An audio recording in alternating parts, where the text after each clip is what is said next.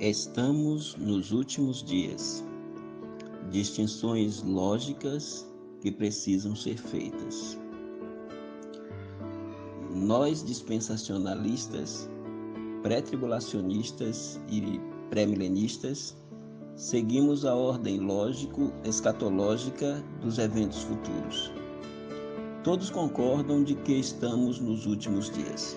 Tiago, Pedro, Paulo e o próprio Senhor Jesus Cristo dizem: sede vós também pacientes, fortalecei os vossos corações, porque já a vinda do Senhor está próxima. Tiago 5, verso 8. E já está próximo o fim de todas as coisas. 1 de Pedro 4, verso 7. Ora, todas estas coisas lhe sobreveio como figuras, e estão escritas para aviso nosso, para quem já são chegados os fins dos séculos. 1 Coríntios 10, verso 11. Aquele que testifica estas coisas diz: certamente cedo venho. Amém. Ora vem, Senhor Jesus. Apocalipse 22, verso 20. Em contrapartida, há os zombadores que escarnecem da promessa e da palavra, crendo não haver os últimos dias. Mas a mesma profecia os contradiz, sabendo primeiro isto, que nos últimos dias virão escarnecedores, andando segundo as suas próprias concupiscências e dizendo: onde está a promessa de sua vinda? Porque desde que os pais dormiram, todas as coisas permanecem como desde o princípio da criação. 2 de Pedro 3, 3 e 4.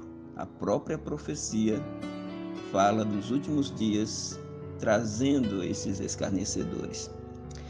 Não só estamos nos últimos dias, mas eles já começaram faz tempo. Foi lá na cruz. De outra maneira, necessário lhe fora padecer muitas vezes, desde a fundação do mundo. Mas agora, nota bem, agora, na consumação dos séculos, uma vez se manifestou para aniquilar o pecado pelo sacrifício de si mesmo. Hebreus 9, 26. O Calvário, pelo que lemos, é o marco inicial, onde Jesus consumou a obra e recebera do Pai, e realizou a nossa redenção ali no Gólgota. João 17, verso 4, oração sacerdotal do Senhor Jesus, através da qual ele diz: eu glorifiquei-te na terra, falando ao Pai, tendo consumado a obra que me deste a fazer. E no capítulo 19, verso 30, já na cruz, o Senhor Jesus brada: Pai, está consumado. A consumação da obra de Cristo dá o pontapé inicial para a contagem regressiva da consumação dos séculos. Esta consumação é a contagem regressiva também para o fim do mundo. A segunda vinda de Cristo traz juízo às nações, à besta e ao falso profeta em Armagedon, e condenação ao diabo e aos seus anjos em Gog e Magog, na batalha de Gog e Magog, Apocalipse 20, versículo 10. Daí Cristo dizer: eis que estou convosco todos os dias até a consumação dos séculos. Mateus 28, verso 20. Então já vimos aqui que a consumação dos séculos, ela começa no Calvário, ou seja, ela começou há 2000 anos. Os últimos dias começaram há 2000 anos. Mas o Senhor Jesus colocou aqui o até a consumação dos séculos. Então, quando é que a consumação dos séculos vai terminar? O milênio inicia a contagem regressiva para a consumação dos séculos. A consumação dos séculos não termina com o arrebatamento da igreja, nem com Armagedon. Ela termina no final do milênio. São 10 séculos. 10 séculos que começam essa contagem regressiva até chegarmos ao milênio, ao fim do milênio do Senhor Jesus Cristo. Ali está a consumação. Diante disto, meus amados, é necessário pensarmos os últimos dias por uma lógica escatológica. Os últimos dias para a igreja são diferentes dos últimos dias para Israel que são diferentes dos últimos dias para o mundo. Vejamos, há os últimos dias para a igreja. Eles falam de sua entrada e também de sua saída desta terra. Em termos bíblicos dispensacionais, seria o início da dispensação da graça. O nascimento da igreja em Atos 2 já começa com os últimos dias, até ao fim da era da graça no arrebatamento desta mesma igreja deste mundo, Apocalipse 4, versículo 2. Então, na fase invisível da vinda de Jesus, terminam os últimos dias para a igreja. Os últimos dias da igreja são abordados de forma bem clara pelo apóstolo Paulo em 2 Timóteo, capítulo 3, verso 1 a 9. Ali em 2 Timóteo 3, de 1 a 9, nós temos o diagnóstico da conduta humana. E Paulo inicia no verso 1 dizendo: sabe, porém, isto, que nos últimos dias sobrevirão tempos trabalhosos, ou tempos difíceis. Diante deste diagnóstico da conduta moral do homem, ali abordado, nós podemos também associar a própria revelação de Jesus Cristo, quando ele se apresenta no mundo e abrange o seu ministério e a sua obra lá na cruz.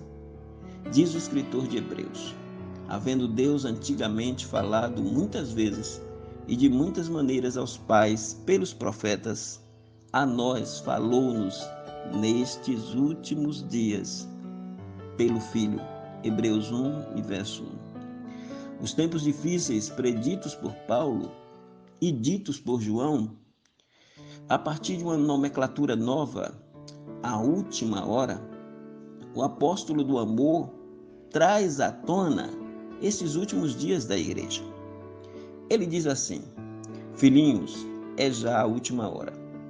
E como ouvistes que vem o anticristo, também agora muitos se têm feitos anticristos, por onde conhecemos que é já a última hora. 1 João 2,18. Nota, lá no tempo de Paulo e também no tempo de João, combatendo o ascetismo, combatendo o gnosticismo, o apóstolo João, como o apóstolo Paulo escrevendo aos Colossenses, o apóstolo João escrevendo o Apocalipse e as suas cartas, ele mostra a questão dessa última hora. Os que se têm feito anticristos eram aqueles que estavam negando que Jesus tivesse vindo em carne, negando a realidade do corpo físico de Jesus. Isto era um combate ao gnosticismo diante daquele momento, diante daquelas circunstâncias. Note que ali João já estava vivenciando os últimos dias que ele chama de última hora. Os últimos dias da igreja não são iguais aos últimos dias para Israel. Este é o ponto crucial distinto na escatologia bíblica. Nesta era final, a apostasia vem como marcador da vinda dos últimos dias para a igreja, já como chave de abertura para os últimos dias de Israel, contemplados na 70ª semana de Daniel. O apóstolo Paulo, escrevendo a Timóteo, no capítulo 4 e verso 1, ele diz: mas o Espírito expressamente diz que nos últimos tempos apostatarão alguns da fé, dando ouvidos a espíritos enganadores e a doutrinas de demônios. Tal apostasia segue a revelação do anticristo nos últimos dias para Israel. Daí o apóstolo Paulo escrever na sua segunda carta aos Tessalonicenses, capítulo 2, versículo 3: ninguém de maneira alguma vos engane, porque não será assim sem que antes venha a apostasia e se manifeste o homem do pecado. Pode-se vincular à expressão plural, os últimos dias, à sentença singular, o último dia. Na fala de Marta a Jesus ante a ressurreição de Lázaro, nota bem, o Senhor Jesus Cristo disse para ela que o seu irmão haverá de ressuscitar. E ela responde ao mestre: eu sei que há de ressuscitar na ressurreição do último dia. João capítulo 11, verso 24. O último dia aqui fala da primeira ressurreição no início do milênio, conforme lemos em Apocalipse 20 e versículo 6. Bem-aventurado e santo é aquele que tem parte na primeira ressurreição. Sobre este não tem poder a segunda morte, mas será sacerdote de Deus e de Cristo e reinará na terra 1000 anos. Isto vale para Lázaro. Isto contempla Lázaro. E por isso Marta falou. Então, o último dia, não tocando no plural, como últimos dias e algumas coisas por acontecer, mas tocando naquele dia em que Cristo haveria de ressuscitar a Lázaro para adentrar o reino milenar de Cristo. Mas sabemos também que para os ímpios, para os incrédulos, essa ressurreição não aparece como primeira, mas como segunda, ou seja, 1000 anos depois, no fim do quiasmo. Então há o último dia também para os ímpios, o dia da segunda ressurreição para o juízo final. Por isso, Apocalipse 20, versículo 5, o apóstolo João registra que os outros mortos não ressuscitaram ou não viveram, não foram vivificados, até que o milênio passasse, até que o milênio se acabasse.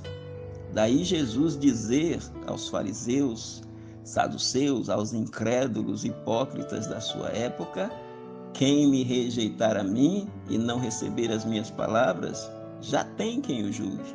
A palavra que tenho pregado, essa há de julgar no último dia. Nota que João 12:48, o último dia para eles serem julgados pela palavra no juízo final é diferente do último dia para a ressurreição de Lázaro. Então chegamos aos últimos dias para Israel. Eles dizem respeito à segunda fase da vinda de Cristo, a visível. Mas isto é o que foi dito pelo profeta Joel. E nos últimos dias acontecerá, diz Deus, que do meu espírito derramarei sobre toda a carne, e os vossos filhos e as vossas filhas profetizarão, os vossos jovens terão visões, e os vossos velhos sonharão sonhos, e também do meu espírito derramarei sobre os meus servos e sobre as minhas servas naqueles dias, e profetizarão. E farei aparecer prodígios em cima no céu e sinais embaixo na terra, sangue, fogo e vapor de fumaça. O sol se converterá em trevas e a lua em sangue, antes de chegar o grande e glorioso dia do Senhor. Atos 2, 16 a 20. Joel profetiza o dia do Senhor, o terrível dia do Senhor, e o derramar do Espírito Santo em Pentecoste.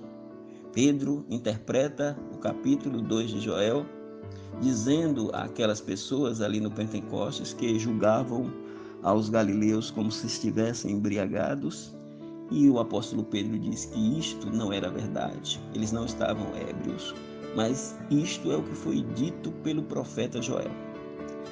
Os sinais no céu, no sol, na lua e na terra são partes de um grupo de juízos apocalípticos que virão após a igreja subir. E o conjunto destes sinais se insere em um projeto de 7 selos, 7 trombetas e 7 taças da ira de Deus, registradas em Apocalipse capítulo 6 até ao capítulo 16, quando se consuma a ira de Deus sobre a terra. Ali são marcados os últimos dias para Israel. Sonhos, visões e revelações citados em Atos 2 cumpriram-se parcialmente nos primeiros anos da igreja, a preceder o completar da Bíblia no fechamento do cânon do Novo Testamento. Após o rapto da igreja, a profecia se cumprirá plenamente. Sonhos, visões e revelações aos filhos de Israel serão uma tônica entre eles. Jesus aborda este dia do Senhor associado à sua vinda em Armagedon como ladrão. Seriam os últimos dias para Israel e a sua redenção. Diz o texto lá de Apocalipse 16, 13 a 15. E da boca do dragão, da boca da besta, da boca do falso profeta, vi sair 3 espíritos imundos semelhantes a rãs, porque são espíritos de demônios que fazem milagres e vão ao encontro dos reis da terra de todo o mundo para os congregar para a batalha daquele grande dia do Deus Todo-Poderoso. Eis que venho como ladrão, diz Jesus. Bem-aventurado aquele que vigia e guarda as suas roupas, para que não ande nu e não se vejam as suas vergonhas. E os congregaram no lugar que em hebreu se chama Armagedon. Apocalipse 16, versos 13 a 15. Aí nós já percebemos o Senhor Jesus delimitando os últimos dias de Israel para esta batalha de Armagedon. Ele vindo como ladrão, que expressa a fase visível do seu retorno. Há também os últimos dias para este mundo. Pedro entende esta visão de Jesus como ladrão para os últimos dias ao mundo também. A terra no final do milênio, na consumação dos séculos, é tocada neste processo. Em sua segunda carta, capítulo 3, de 10 a 13, o apóstolo Pedro diz: Mas o dia do Senhor virá como ladrão de noite, no qual os céus passarão com grande estrondo e os elementos ardendo se desfarão, e a terra e as obras que nela há se queimarão. Havendo de perecer todas estas coisas, que pessoas vos convencerem santo trato e piedade, aguardando e apressando-vos para a vinda do dia de Deus, em que os céus em fogo se desfarão, e os elementos ardendo se fundirão. Mas nós, segundo a sua promessa, aguardamos novos céus e nova terra, em que habita a sua justiça. 2 de Pedro, capítulo 3, versículos 10 até ao versículo 13. Prosseguindo, podemos dizer que esses dias focam o fim do milênio, abordados por Pedro, e a consumação dos séculos. É fato que as assolações para o mundo estão na Bíblia e foram profetizadas, como a destruição do templo e da cidade de Jerusalém no ano 70 depois de Cristo pelo general Tito. A Primeira Guerra Mundial, em 1914 até 1918.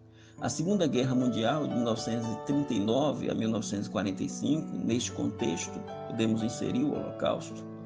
E outras guerras, como também pestilências, a exemplo da peste negra, da gripe espanhola, do ebola, da SARS, do mal da vaca louca, da gripe suína, H1N1 e agora a Covid-19.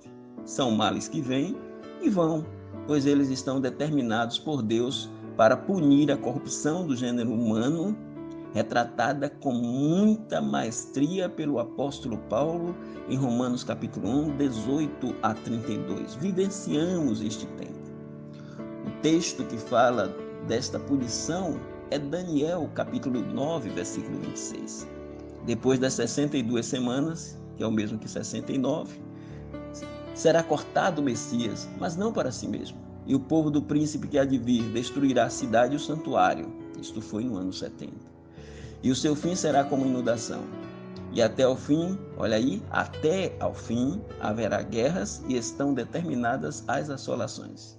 Este até o fim abrange de Atos 2 a Apocalipse 4, verso 2. Então abrange a nossa época. Já houve, meus irmãos, e haverá também ainda guerras e desolações. Entre elas, a Covid-19 e outras assolações supracitadas. No sermão escatológico, Mateus 24 e 25, Lucas 21 e Marcos 13, Jesus fala da destruição do templo judaico. Não ficará aqui pedra sobre pedra que não sejam derrubadas. Os discípulos, então, não como igreja, mas como servos judeus, indagam ao mestre com duas questões. Quando serão estas coisas? A destruição da cidade e do santuário.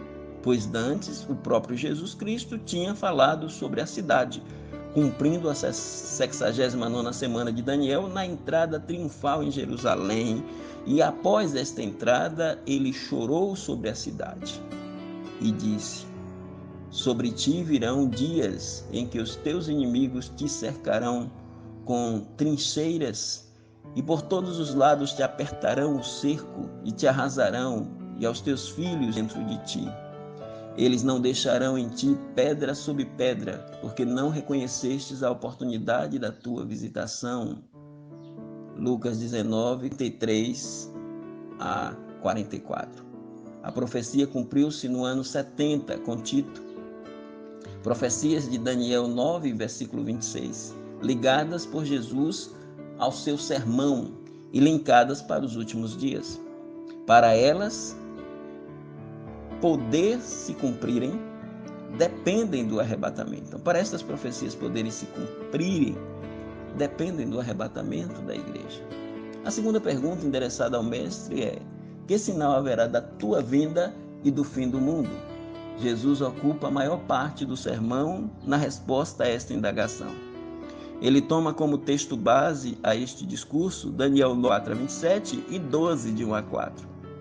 Os sinais aqui registrados no sermão do Senhor Jesus são para Israel e a profecia é aos judeus e não à igreja, pois ela e seu rapto ou arrebatamento estão fora do sermão escatológico. Nós aguardamos o arrebatamento iminente, a parousia, a presença de Jesus, que não implica sinais. É nossa reunião com ele, 2 Tessalonicenses 2:1. Esperamos a bem-aventurada esperança e o aparecimento da glória do grande Deus e nosso Senhor Jesus Cristo, Tito 2, verso 13. O Senhor fala da vinda dele para Israel no sermão. É o Apocalipse, é Armagedon, é o milênio, porque nós podemos perceber em toda a leitura desses capítulos citados, 24 e 25 de Mateus, 21 de Lucas e 13 de Marcos. Então vem um questionamento: por que nós não estamos no princípio de dores? A questão é não confundir Israel e a igreja. Isto é o âmago do dispensacionalismo. Pode-se dizer que na escatologia há 3 nomenclaturas para o evangelho. Embora o evangelho seja um só, mas contemplamos essas 3 nomenclaturas e vamos pontuar aqui. O evangelho da graça. Este é o evangelho da igreja. O apóstolo Paulo, se despedindo dos anciãos de Éfeso, no capítulo 20, versículo 24, já próximo da sua morte, ele diz: mas em nada tenho a minha vida por preciosa, contanto que cumpra com alegria a minha carreira e o ministério que recebi do Senhor Jesus para dar testemunho do evangelho da graça de Deus. Este evangelho é a mensagem cristã que podemos ver em vários textos do livro de Atos. A exemplo de Atos 2, 14 a 35 no Pentecostes, 3 de 13 a 26, ainda no período da igreja primitiva, ali em Jerusalém, 13 de 13 a 38, discurso de Paulo, 17 de 15 a 34, Paulo no Areópago. Todas estas mensagens e discursos de Paulo e de Pedro expressavam o evangelho da graça de Deus. Este evangelho, Paulo resume da seguinte maneira, em 1 Coríntios 15, de 1 a 4. E também vos notifico, irmãos, o evangelho que já vos tenho anunciado, o qual também recebeste, e no qual também permaneceis, pelo qual também sois salvos, se o retiverdes, tal como vos tenho anunciado. Se não é que creste em vão, porque primeiramente vos entreguei o que também recebi, que Cristo morreu por nossos pecados, segundo as Escrituras, e foi sepultado, e que ressuscitou ao 3º dia, segundo as Escrituras. Além da morte, sepultamento e ressurreição, que abrangem este evangelho citado por Paulo, nós temos mais 2 fatores a expressar o evangelho da graça de Deus, vinculados à obra do Senhor Jesus Cristo no Calvário: a ascensão, em Atos 1, verso 9, e a exaltação à destra de Deus, Hebreus 1, verso 3. Então, de Atos 2 até o rapto da igreja, em Apocalipse 4, 1 e 2, nós prosseguiremos com o bastão ou o pendão do evangelho da graça de Deus. Em segundo lugar, nós temos o evangelho eterno. E vi outro anjo voar pelo meio do céu, e tinha o evangelho eterno para proclamá-lo aos que habitam sobre a terra, e a toda a nação, e tribo, e língua, e povo. Apocalipse 14, versículo 6. Enquanto o teor do evangelho do reino é messiânico, e a mensagem do Evangelho da Graça é soteriológica, o conteúdo do Evangelho eterno é condenatório. Daí nós termos a mensagem do anjo no período tribulacional, a mensagem angelical.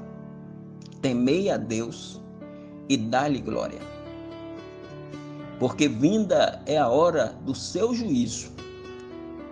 Teor condenatório do Evangelho eterno.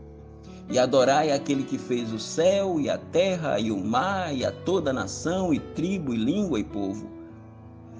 Apocalipse 14, versos 6 a 7. Por último, nós temos o Evangelho do Reino. O grande problema de muitos intérpretes escatológicos é usar textos bíblicos aplicados a Israel, aplicando-os à igreja. Este Evangelho do Reino será pregado em todo o mundo, em testemunho a todas as nações, e então virá o fim, Mateus 24, versículo 14. Nota, então virá o fim, e não o arrebatamento da igreja. Jesus realizou a obra da redenção quando esteve aqui, mas a sua pregação foi o Evangelho do Reino. O Dr. Earl Kearns, no seu livro Cristianismo através do século, ele diz: embora a cruz fosse a missão primeira de Cristo sobre a terra, ela não foi a sua mensagem principal e nem foi considerada como um fim em si mesmo. Um estudo detido dos evangelhos revelará que o reino de Deus era a mensagem principal do ensino de Cristo. Portanto, a mensagem era o evangelho do reino, pregado aos arrependidos, objetivando a vinda do Messias para implantar o milênio a Israel, restaurando o seu reino, consoante a pergunta dos discípulos em Atos 1, verso 6, agora concretizada no futuro a partir do milênio do Senhor. Eis o conteúdo da mensagem do Evangelho do Reino. Arrependei-vos, porque é chegado o reino dos céus. Mateus 3, versículo 2. Após João o Batista pregar este Evangelho primeiramente, a missão agora é do Rei dos Reis, é do Senhor Jesus. E depois que João foi entregue à prisão, veio Jesus para a Galileia, pregando o Evangelho do reino de Deus e dizendo: o tempo está cumprido e o reino de Deus está próximo. Arrependei-vos e crede no Evangelho. Marcos 1, 14 e 15 e Mateus 4, 12 a 25. O Evangelho do Reino tem o seu clímax no Sermão do Monte, Mateus capítulos 5, 6 e 7. Mas ele é interrompido pela rejeição do rei por parte dos súditos judeus. Mateus 21, 42 a 46. Infelizmente, ele veio para o que era seu, mas os seus não o receberam. Infelizmente para Israel, mas felizmente para os gentios. João capítulo 1, versículo 11. Em tudo isso está o plano e projeto de Deus, consoante ao beneplácito da sua vontade. A 69ª semana de Daniel se cumpre na entrada triunfal, Lucas 19, 28 a 44. Mas a 70ª semana não se vincula logo a ela, pois Israel não conhecera naquele dia a paz do bendito rei que vem em nome do Senhor. Lucas 19, 41 e 42 e Zacarias 9, 9. Ali entra a lacuna profética. Claro que mais tarde ela se concretiza no Pentecostes. A igreja e o evangelho da graça despontam, gerando a plenitude dos gentios. Dentro de uma nova dispensação, a dispensação do mistério, a dispensação da graça de Deus, conforme Efésios capítulo 3, de 2 a 5. Portanto, do nascimento da grei ou da igreja do Senhor até o seu arrebatamento, nós temos essa plenitude dos gentios, que tem que sair da terra, que tem que se completar. Romanos 11, 25 é o segredo que Paulo fala para que Deus comece a tratar com Israel, e aí teremos os últimos dias para Israel. Depois desse período de arrebatamento da igreja, Deus lida com Israel, Romanos 11, verso 26, e salva 1/3 da nação, o remanescente, Zacarias 13, de 8 a 9, Isaías 1, 9 e Romanos 9, 27. Este resto entoará as hosanas interrompidas na entrada triunfal. Bendito aquele que vem em nome do Senhor. Nós vos bendizemos desde a casa do Senhor. Salmos 118, 26 e Mateus 23, 38 a 39 e Lucas 13, verso 35.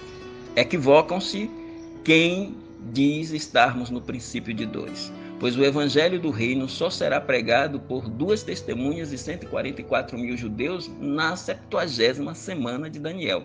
E, enfim, por Israel, no período do milênio, para todas as nações, e então virá o fim.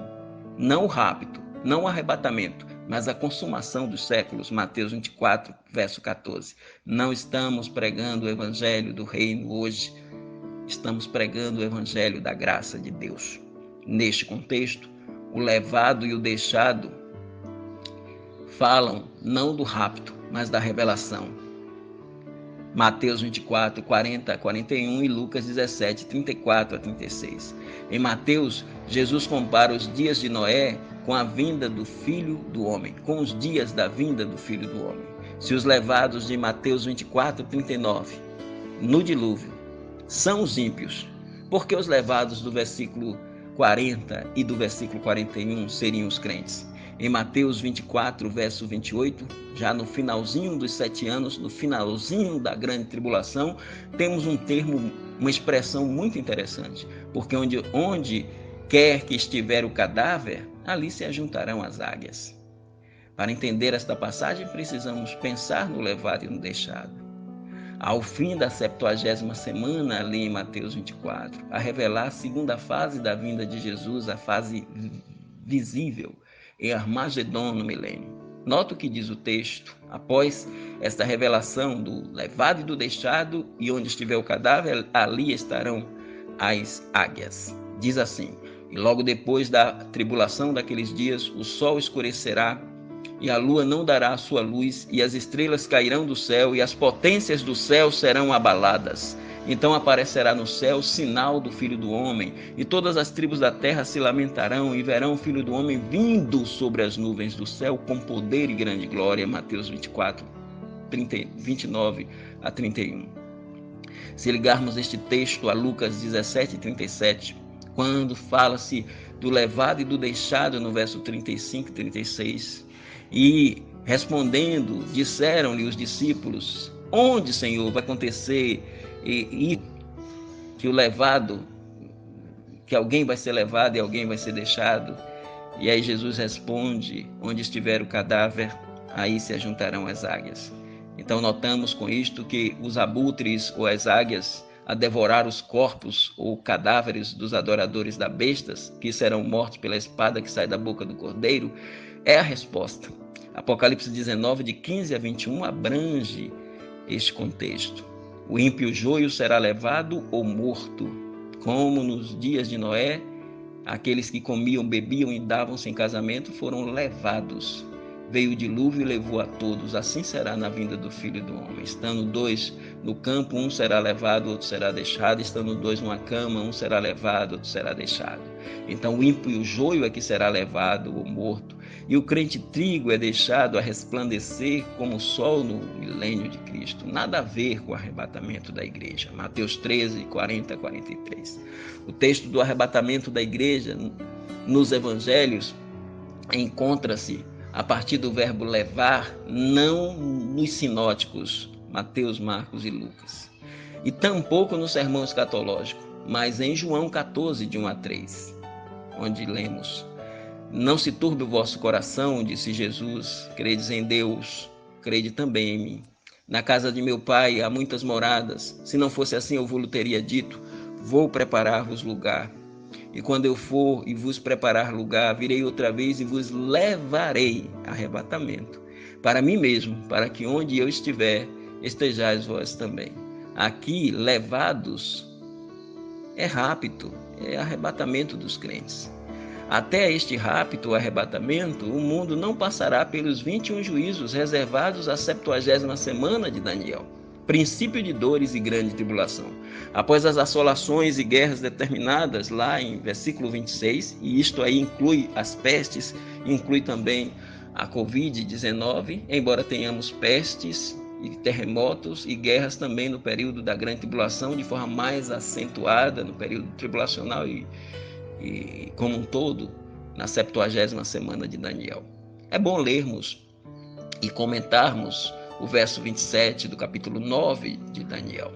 E ele, está escrito lá, ele para nós é o príncipe que há de vir, o anticristo, firmará uma aliança com muitos por uma semana. Aqui seria a aliança com Israel, dividida em duas partes: princípio de dores, 3 anos e meio iniciais, e grande tribulação, 3 anos e meio finais. E na metade da semana fará cessar o sacrifício e a oblação. Entendemos isto como a ideia de que o templo de Jerusalém terá que ser construído para que sacrifício e oblação sejam rompidos. A igreja nesse período não estará aqui. E sobre as asas das abominações virá o assolador. Provavelmente Satanás ressuscitado, ou ressuscitando, melhor dizendo. Provavelmente Satanás ressuscitando o anticristo, cuja ferida mortal fora curada. Assim, ele sai de Roma, o anticristo, e entra em Jerusalém, o lugar santo, e mata as 2 testemunhas, colocando no templo a sua imagem falante, e ele mesmo se assentará no templo de Deus, querendo parecer Deus, e se opondo também a tudo que pertence a Deus ou é objeto de seu culto. 2 Tessalonicenses 2, 3-4. Conclui o versículo 27, Daniel, dizendo: isso até a consumação, e o que está determinado será derramado sobre o assolador. Jesus interpreta, meus irmãos, Mateus 24, versículo 15, ele interpreta Daniel do seguinte modo: quando, pois, vides a abominação da desolação de que falou o profeta Daniel, está no lugar santo, quem lê entenda. Aqui, Jesus divide a 70ª semana em 2 etapas. A primeira parte, princípio de dores, Mateus 24, verso 8. E a segunda parte, grande tribulação, Mateus 24, verso 15. Neste contexto estão as pragas apocalípticas que se iniciam com a vinda dos 4 cavaleiros do Apocalipse, capítulo 6, de verso 1 a 8. O branco é o anticristo, Apocalipse 6, verso 2. O vermelho, a guerra, Apocalipse 6, versos 3 e 4. O preto, a fome, Apocalipse 6, versos 5 e 6. O amarelo, as pestes e mortes, Apocalipse 6, versos 7 e 8. Todos esses sinais estão no contexto dos 21 juízos de Deus no livro profético. São os 7 selos, Apocalipse capítulo 6 até o capítulo 8 e verso 1. As 7 trombetas, Apocalipse 8, versículo 2 até o capítulo 11 verso 15. E as 7 taças da ira, Apocalipse 15, capítulo 15 e capítulo 16. Esses 21 juízos são sinais para os 7 anos de tribulação. Eles não são para os últimos dias da igreja. Os sinais abrangerão o princípio de dores e a grande tribulação. É fato que estamos no fim dos tempos, mas esta época se vincula à era da igreja e não à era do anticristo. O arrebatamento se aproxima, só não podemos colocar o Apocalipse e o princípio de dores linkados ao que está havendo agora. Outro ponto relevante é questionar o que significa princípio de dores. Que dores são estas? São dores do mundo, as nações? São dores da igreja, a noiva? São dores de Israel, a mulher? Na Bíblia, estas dores giram em torno de quê? Respondendo, gira em torno de 2 coisas: as dores de parto da terra e as dores de parto de Israel. Em se tratando das dores de parto da terra, isto é retratado em 1 Tessalonicenses, capítulo 5, de 1 a 3. Mas, irmãos, acerca dos tempos e das estações, não necessitais de que se vos escreva, porque vós mesmos sabeis muito bem de que o dia do Senhor virá como ladrão de noite. Pois que quando disserem a paz e segurança, então lhe sobrevirá repentina destruição, como as dores de parto àquela que está grávida, e de modo nenhum escaparão. Nos versículos antecedentes a este texto, há o arrebatamento da igreja a consolar os crentes, 1 Tessalonicenses 4, de 13 a 18. E chegando ao capítulo 5, de 1 a 11, aos 7 anos de tribulação. Nos primeiros 3 anos e meio, aparece ou surge uma falsa paz e segurança propiciada pelo anticristo, e a terra sentirá as dores de parto ante a destruição da besta e as pragas divinas endereçadas ao seu reino. Pois a criação, diz o apóstolo Paulo, escrevendo aos Romanos, capítulo 8, verso 20 a 22, está sujeita à vaidade, não voluntariamente, mas por causa daquele que a sujeitou, na esperança de que a própria criação será redimida do cativeiro da corrupção para a liberdade da glória dos filhos de Deus. Porque sabemos que toda a criação geme a um só tempo e está juntamente com dores de parto até agora. Essas dores vão se manifestar plenamente para a gravidez se dar no período que inicia os 7 anos de tribulação, no princípio de dores. A terra e a natureza serão regenerados por 7 selos, 7 trombetas e 7 taças da ira que serão derramadas no princípio de dores.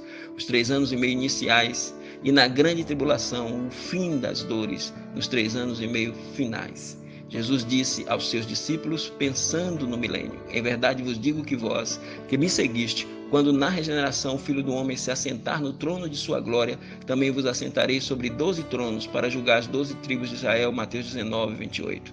Note, Jesus falou de tempo da regeneração da terra.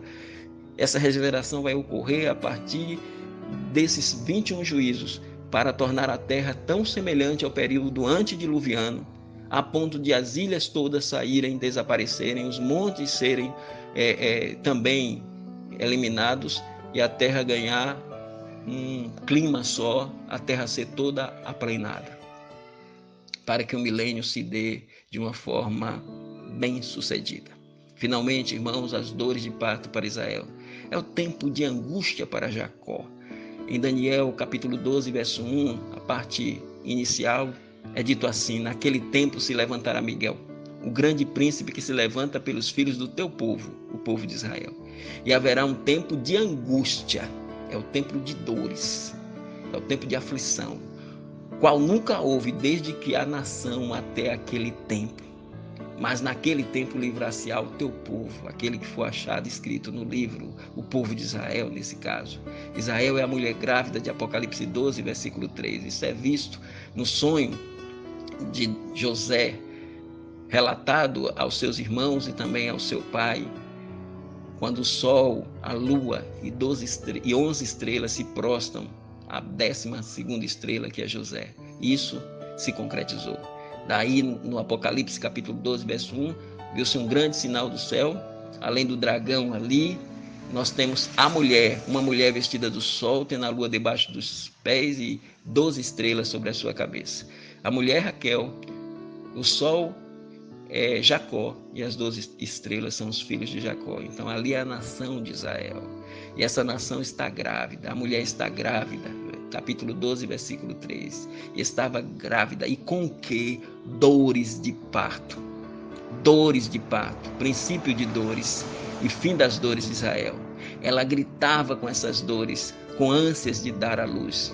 Estas dores têm o seu princípio na tribulação e o seu fim na vinda do Filho de Deus em Armagedon, para dar a Israel o reinado milenar e assentar-se no trono de Davi, seu pai, a governar a terra.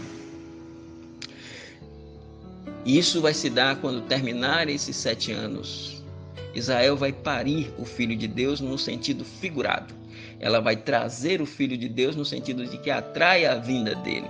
Por isso o versículo de número 5 diz: nasceu-lhe, pois, um filho varão que há de reger todas as nações com cetro de ferro. Claro que, literalmente, isto se cumpriu com Maria, lá há 2000 anos antes, quando Jesus nasceu em Belém. Ali Deus gerou este filho, e este filho passou 33 anos e meio aqui e foi arrebatado para Deus. Mas projetando para o futuro, nasceu-lhe, pois, um filho varão que há de reger todas as nações com cetro de ferro. Isso é milênio.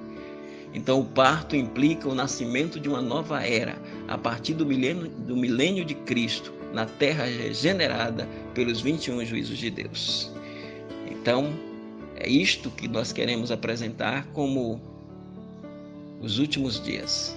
Reflitamos, pensemos, estamos sim nos últimos dias, mas os últimos dias para a igreja.